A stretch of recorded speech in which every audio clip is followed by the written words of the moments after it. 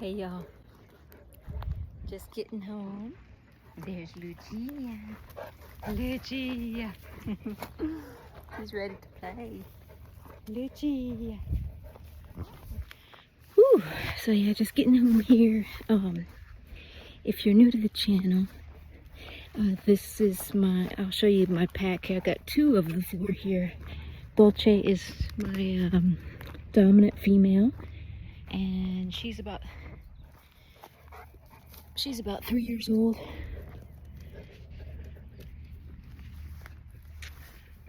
And then Lucia is my second female Cane Corso, and she is only 8 months old, just barely turned 8 months.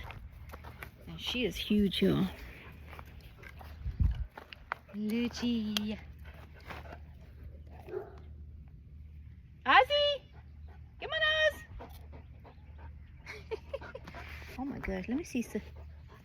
Let me see. Uh-oh. Okay, I thought she had a cactus needle. Ozzy, come! There's Dolce. And so the other two, I'll introduce you if you're new, as soon as they come out here. But I live out here in the Texas Hill Country with my pack of 4 dogs, 3 Cane Corso and 1 Pit Bull Lab mix. Okay, I'm trying to crawl under this tree here. I really gotta do some yard work out here for just one person, but I just do it in stages, you know. I try not to stress too much about it. Just do what I can bit by bit, but this grass is getting pretty long. But look at all these wildflowers though. Dolce. Aren't these pretty, y'all? These wildflowers. Dolce. We're about to get a sunset. Ozzy!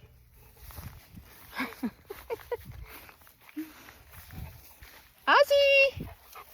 Come on, Oz!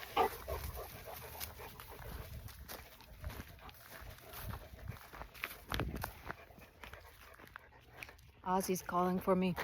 It's funny, you can really recognize the different types of their bark. The bark,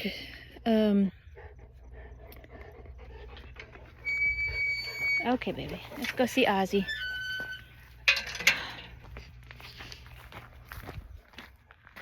I think he's looking for me. Ozzy!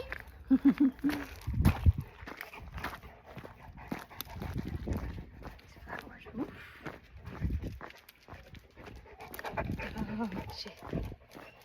Ozzy! Come on, Papa. Dolce. I'll explain what I think this dynamic is going on here. So Tux is my Pit Bull Lab mix, and he's the omega of the pack. Leave him. You leave him. Come on, Tux. Dolce.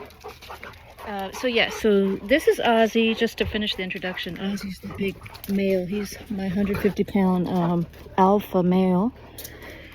And Tux is my other male. So I've got 2 males, 2 females. Tux is the Pit Lab mix. So those are the 2 males, Ozzy and Tux. And the 2 females is Dolce and Lucia. So yeah. As you can see, Dolce is very, very dominant. And what I think the dynamic is that was going on there is that since Dolce is not the alpha, she would really like to be the alpha. She tries to be. She's very, very dominant. But she's not. Ozzy is the alpha. And so I think that Dolce exerts her dominance out on the omega here, Tux, every chance that she gets, because you know she just has to feel like she's alpha. But she submits to Ozzy, so that's how I know that she's not the alpha. She's second in command in the as far as the pack hierarchy. But she has no need really to exert dominance over Tux because he's very non-confrontational. You know, he avoids all of the Corso, and he never shows any kind of dominance. And so, if you saw that in the beginning there, how she really, her hackles were even up, you know? She was making all kinds of dominant gestures towards him, corralling him, kind of like herding him around, herding. It's when they kind of walk square up to them and walk around them in a circle. All of that, look at him, look at her. See, Miss Busybody.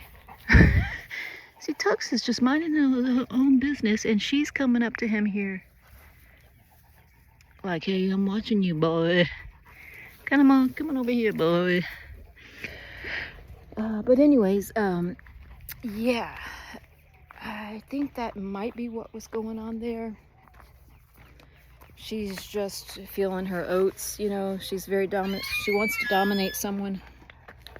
And Tux is kind of the weakest link of the pack, so she kind of is acting like a bully. So I have to correct that when I see it. I try to correct that because Tux doesn't do anything to deserve that. You know, he just minds his own business. But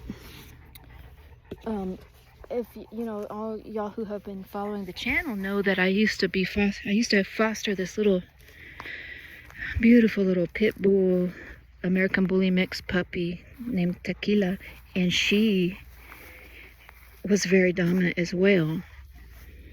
I had to quickly find her another home because you see how dominant Dolce is. And with Tequila being a pit bull mix and also very dominant, there was just a recipe for a really, really high risk of a fight breaking out between those two females, especially when hormones start to kick in. So yeah, pack dynamics, you know, everybody's got their own pack dynamic. In general, the same gender is going to have higher propensity to develop into a fight, you know, especially with hormones involved. So, Dolce.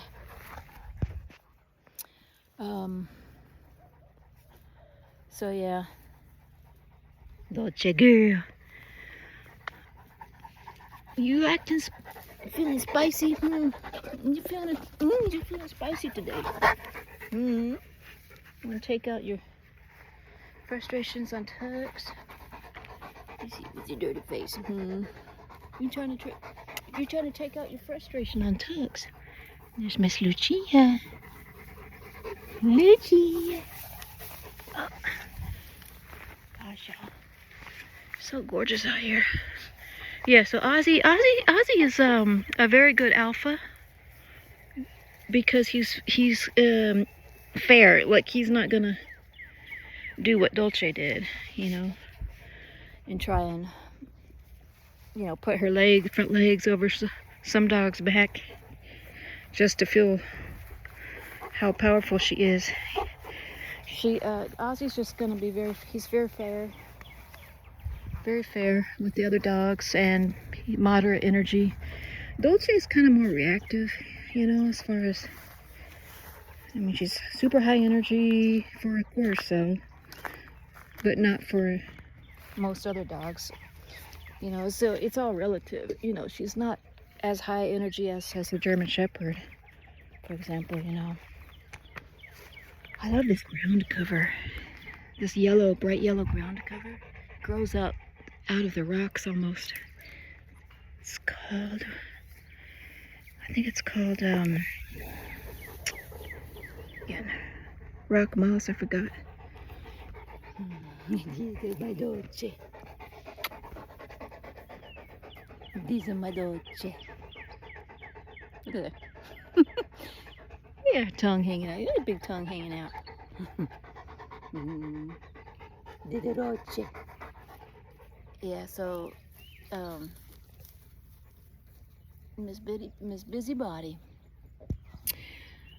Dolce has a lot of really good qualities of a Corso. You know, she's very intense. Tugs. Very intense, very protective. You know, she's a good working dog. If, you know, for someone like that has a ranch or something. And, ooh, I gotta get this rain lily. Aren't they pretty? This is a rain lily, but they're beautiful, but they're toxic to dogs. And it's actually a bulb, so that'll still spring up again when it rains again, because the bulb is really deeper in the ground. They're harder to get up. I just kind of pull the leaves out so the dogs, when the dogs are eating grass, they have potential to just accidentally eat one of the leaves here of the rain lily. Oh, it's so gorgeous. But other than that, they don't really like the taste or the smell of it. I think it has too much alkaloid in it. Ozzy! Come on, Oz! Lucy! Lucy! We get the prettiest sunsets out here, y'all. Oh, lordy. It's almost 8 o'clock here in Texas Hill Country. And it's already, you know, in the summertime, we don't have the sun go down until like 9 p.m. Hi, Dolce girl. What is Dolce? Oh, uh-oh. I gotta get this cactus up here for the dog. Oh, careful, baby.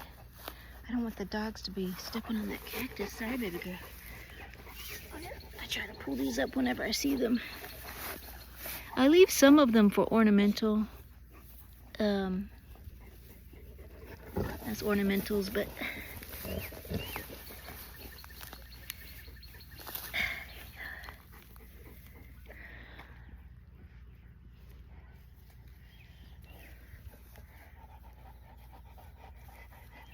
these two girls right here.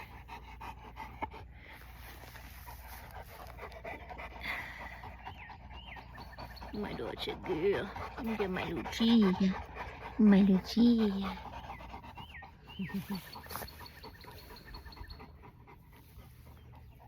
Lucia. Lucia. Ozzy.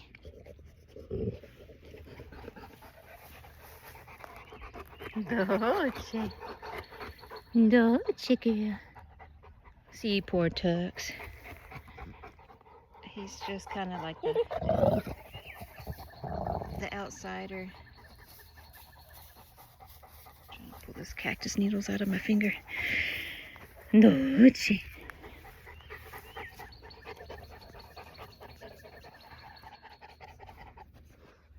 But yeah, so Lucia is going to be much bigger than Dolce. But Lucia, her temperament, Lucia's temperament here, she's, you know, the 8-month-old puppy, is very mellow, kind of more like Ozzy's. She's not confrontational at all. So I purposefully sought out a female Corso with that temperament, because I wanted it to be I wanted the dog to be able to coexist peacefully with Dolce, my dominant female. As you can see how confrontational Dolce is. So that's why, and here's Ozzy, and here's my papacito. Yeah, that's why if you're looking for another Corso, it's really good to consider that your existing pack members and what kind of temperament is going to suit the mix of what you have already in your pack. Aren't these two a pair? They're peaceful right now, but you know, I'm always worried that when her hormones kick in a couple months here, that there may be a risk for a fight, but it's a less of a risk than if she were more dominant.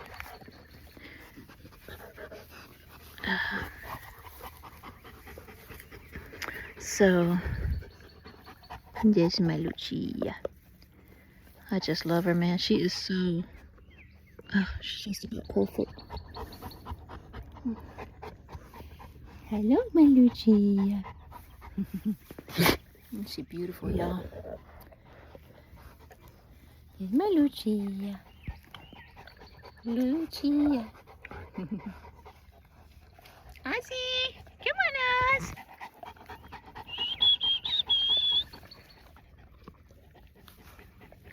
Ozzy.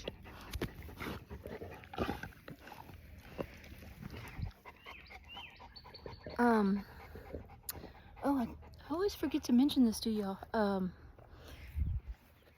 It's important to clean your dog's ears, even if they're cropped or not cropped. They, especially if they play rough, you know, if you have more than one Cane Corso, they're likely gonna play like, you know, like mine do. They rough and tumble. They do somersaults on the, you know, on the floor, on the ground. They roll around in the dirt like multiple times per day. And so their ears are always dirty. And so you risk really getting an infection in their ear if you don't clean them. I take like a tiny piece of paper towel, I rip off a little square of it, and then I clean it. And you can even get this kind of the solution from the vet that dries it out a little bit more. Antibacterial type solution. And I usually wet the paper towel with that. I see. And when I pull that paper towel out, sometimes it's black with dirt. So, and that's the same, you know, with Tux. Tux has the floppier ears, and he still gets that black dirt in his ears. Dolce. But go see Ozzy. Come on, Oz. Ozzy. Oh, he's over here. Oh, it's beautiful weather right now. Oh my goodness. There's Tux. Come on. Come on, Oz. Come on, Papa. Yeah. Oh, this is my favorite part of the yard right here. Oh. Ozzy. Ozzy. Papa. Because it's just like this little alcove. Hi, Boba. It's like this little alcove here hidden in the yard. And it's got this little dry creek right there running through it. Oh, it's gorgeous. This is my papa. See, isn't he nice, y'all? He is so mellow. That's what I love about Ozzy. I think he's a good kind of example of the breed. How mellow he is. He just kind of chills. He'll come and sit by you, just kind of chill like this. I can't wait to go camping with him.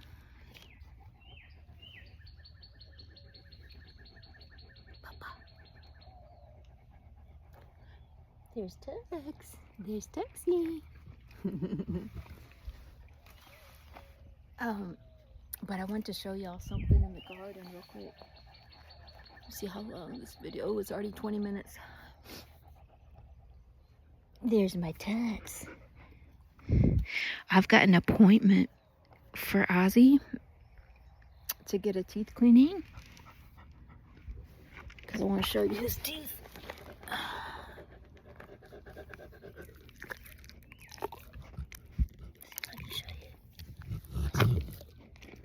See how he'll let me mess with his mouth. See that, y'all? Did you see? kind of a little bit yellow there.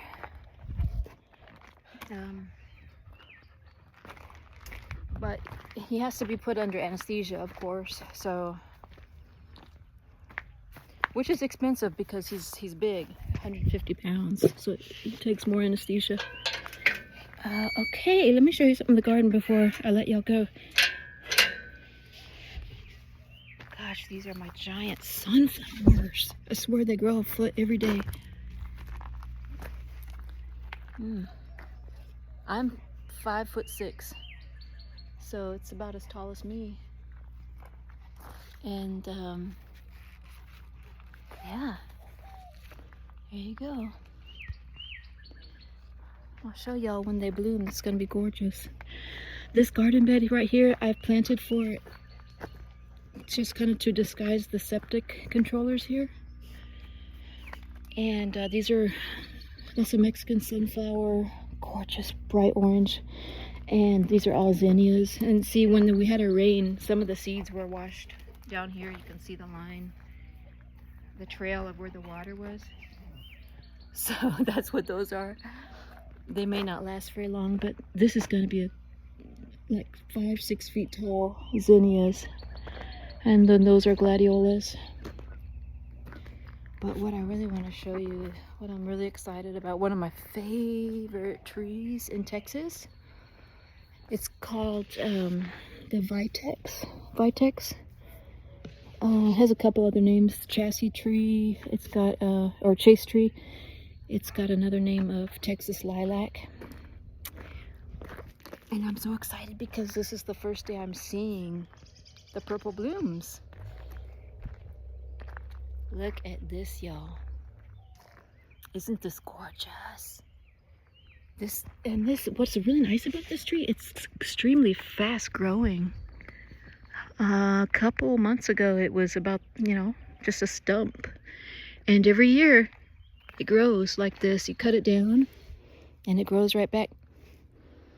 And it has a really nice scent to it.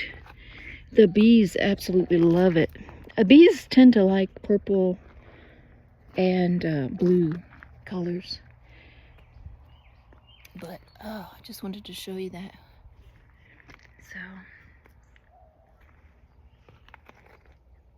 So, gorgeous, gorgeous, gorgeous, gorgeous. And that's my prickly pear. Anyway, so I'll catch y'all on the next one, y'all. Thanks for tuning in, and hope y'all having a good day. And we'll see you next time. Lucci! Hi, ducks.